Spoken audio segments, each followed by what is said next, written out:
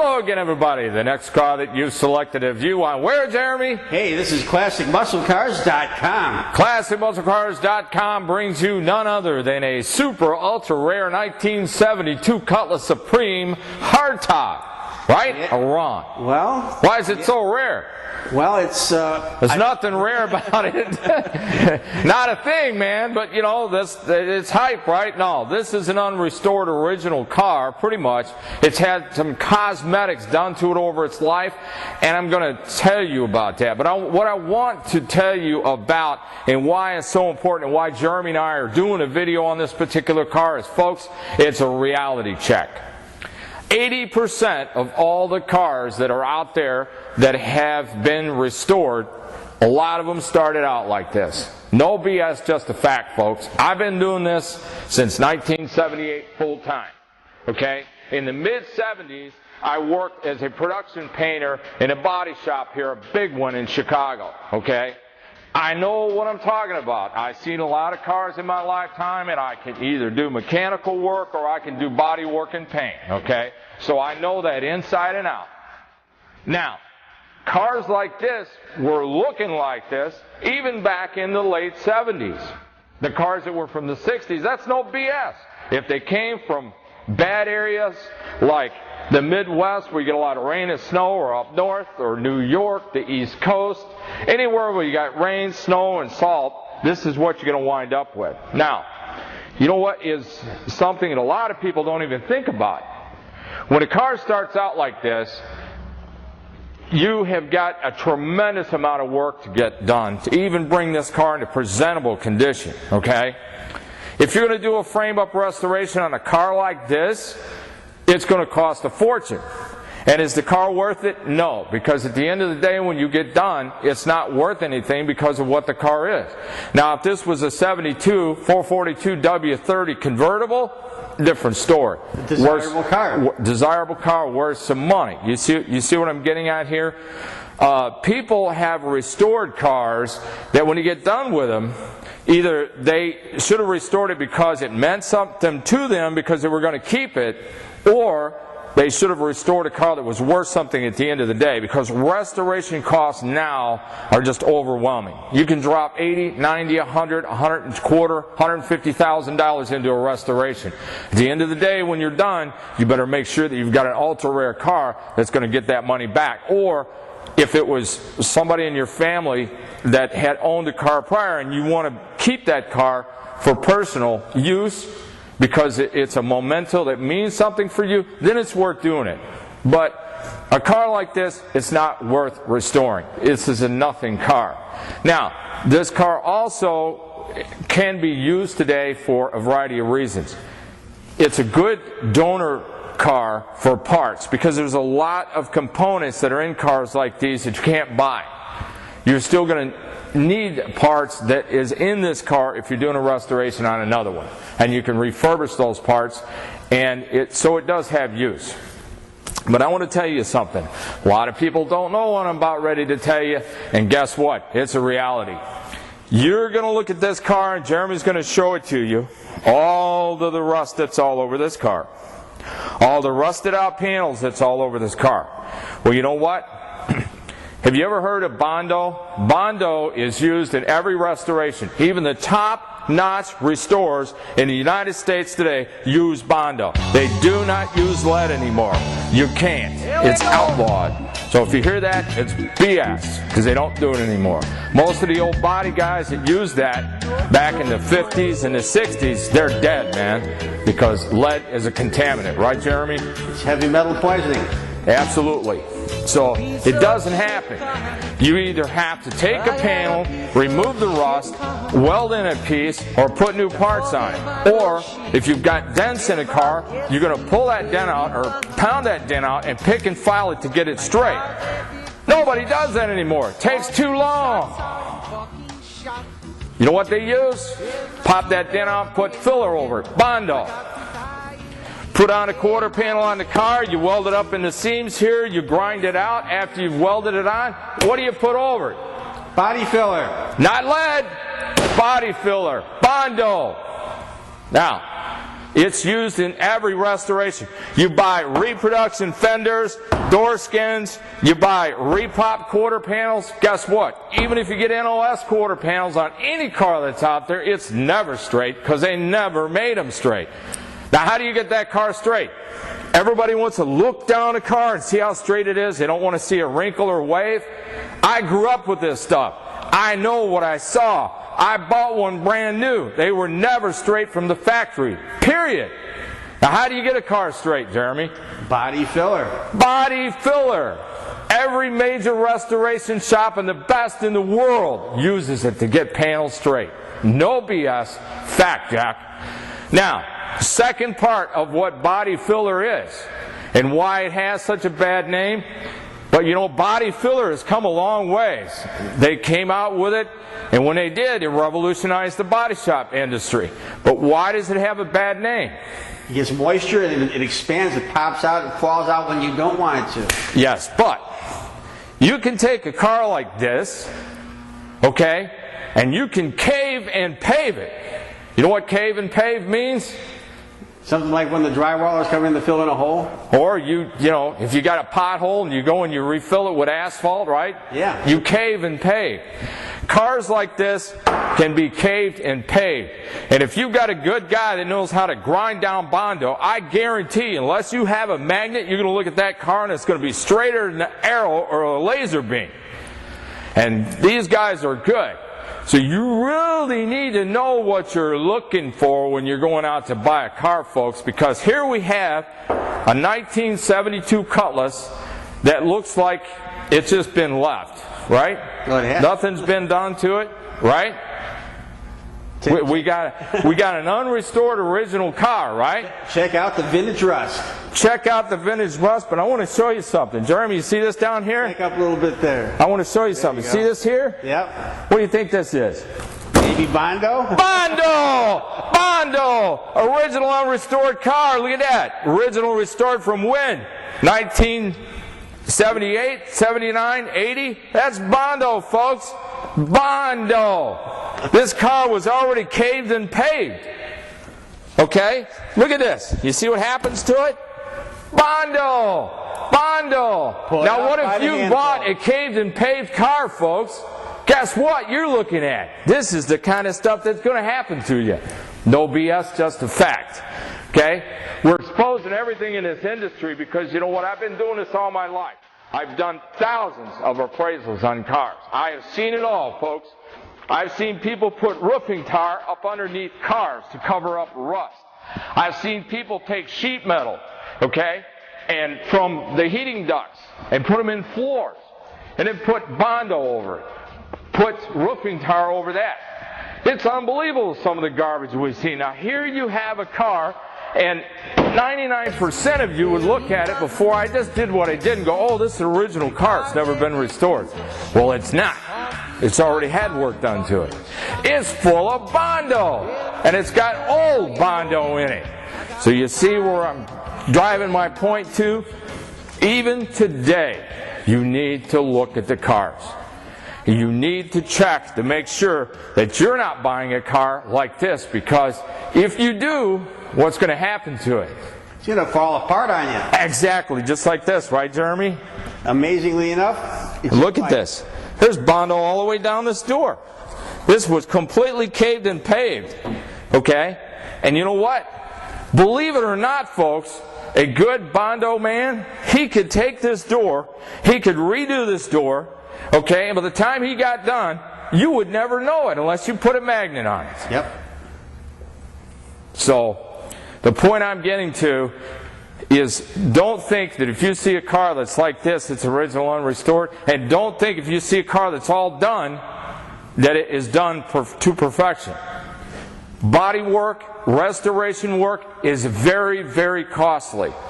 There is cars that come from western areas that did not get any rust, but those are few and far in between. I have seen 67, 68, 69 Camaros, factory defect, back in the wheel well area, in the quarters, okay? They maintain moisture. I don't care if they came from the desert. If they ever had moisture on them at all, they've had rust in these areas. All cars from the 60s and the 70s have chronic areas of factory defects that rust. These are things that I will cover in future videos, and we will also feature them on ClassicMuscleCars.com TV. Right, Jeremy? Yep. So I'm going to turn you over to Jeremy, and he's going to give you a reality check. He's going to give you a go-around of this beautiful engine compartment, which, by the way, if you wanted to restore it, you could and make it look like new. So you need to look at what's here now, folks, because a lot of cars have been taking this route. And, you know, it's called buyer beware. I'm not telling you that everybody out there sells stuff like this, but that's the kind of cars that you got to make sure that you didn't buy that started out, because this car, my friends, is a real junk. This car needs so much work. It could be restored to absolutely brand new, but it would cost you probably, in today's money, at least $100,000, because there isn't hardly a part, a piece, a panel on this car that doesn't need to be redone. Right, Jeremy? Exactly. So anyway, I'm going to turn you over to Jeremy, and he's going to give you a go-around of this beautiful, unrestored, right? We say unrestored, but yet somebody has done some restoration work on it via Cave and Pave Bondo, right, Jeremy? Yes, indeed. Check it out. Well, here it is, folks. It's this awesome, beautiful 1972 gutless Supreme. It's an unrestored work of art. Years in preparation to get it to this level. Or lack of preparation. Let's take a look around. While we've got the hood open, let's look under it. And we have a beautifully unmolested, not sure what engine this is, 350 probably. It's an air conditioning car. The belt's intact and might even work. Power brakes, power steering. It's got a nice protective layer of rust and dirt all around. And right here as well, we have a fine layer of rust everywhere. Can't read the emission control settings. The under the hood blanket is, well, it's filthy. Not exactly in factory new condition. It's got a nice battery, and the windshield washer bottle looks pretty nice too. A little bit dirty, but not bad. It's got an oil filler cap and a coolant recovery bottle. The coolant recovery bottle looks like it's in excellent condition.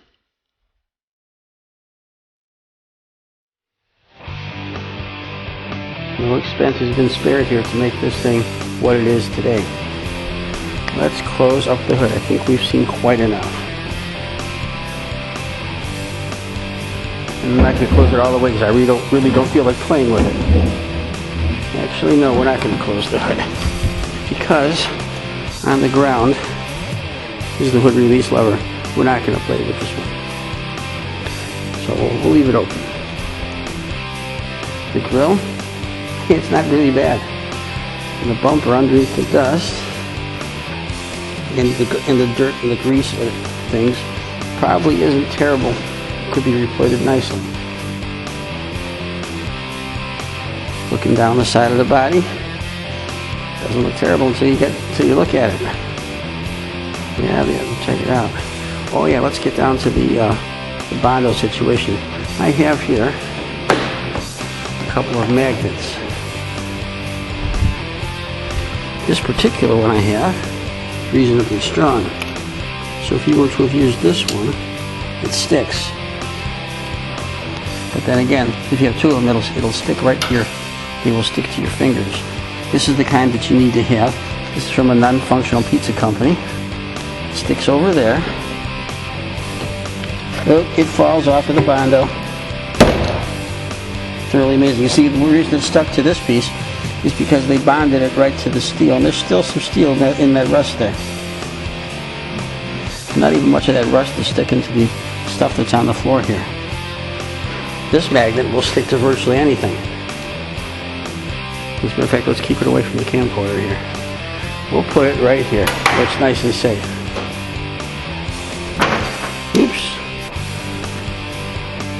As I said, this is a Cutlass Supreme. And it's got a nice set of factory hubcaps. This paper on the floor here is used for absorbing liquids that come out of it. And this thing here, when you start it, it covers the floor with miscellaneous fluids.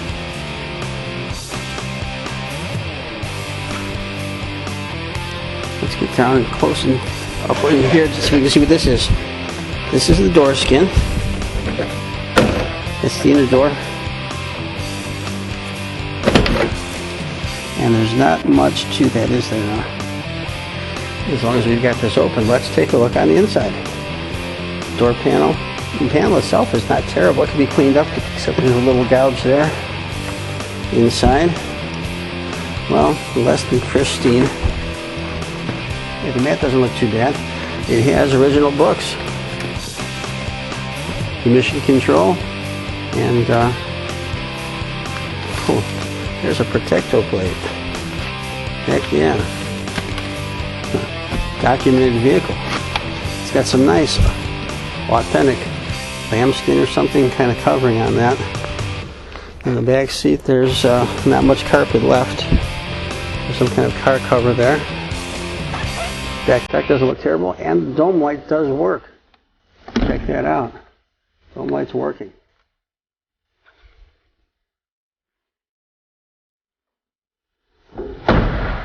Hey, it sounds pretty solid when you close it. Sounds like metal too. Let me bring that magnet along. We'll play with that along the way. It sticks. It sticks. It sticks. Yep, it fell right off. Oops. Back here in the rear, there's a huge gaping hole.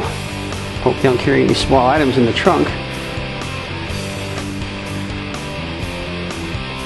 I've seen far worse bumpers on cars. With a little bit of cleaning, it might not be terrible. Let's open it up. And here, we'll turn the light off. There's outside light there. And there's the marker light that goes in that position. It has a spare, and it's got a jack handle. And once again, I'll turn the light off here. And you can see floor through there. And it's got one of the stickers that's supposed to be there.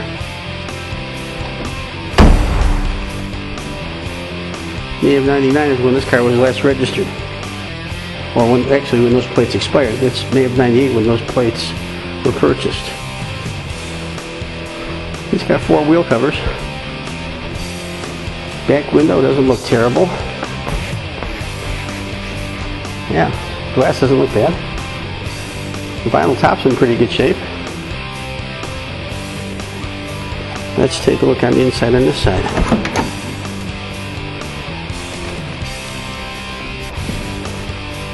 Yeah, that's not too bad there. Nope, just a piece of paper. What were you thinking?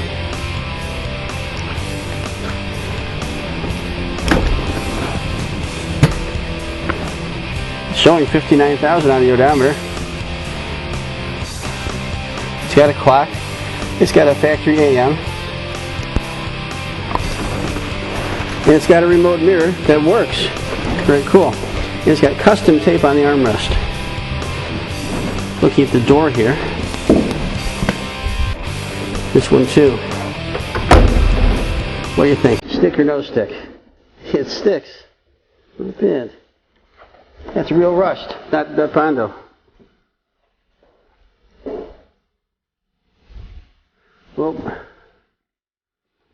Well, part of the vinyl top looked okay. What can I say? It's actually quite self-explanatory. Let's walk back around this way because there's not much room on the other side. This totally awesome, beautiful 1972 Gutless Supreme. Looks like it needs tires as well. Yep, it's a little on the flat side. But it's only flat on one side. But here it is, 1972 Cutlass Supreme. It's seen better days, but it does a world of good for you guys to see this in the condition it's in. Brought to you by ClassicMuscleCars.com.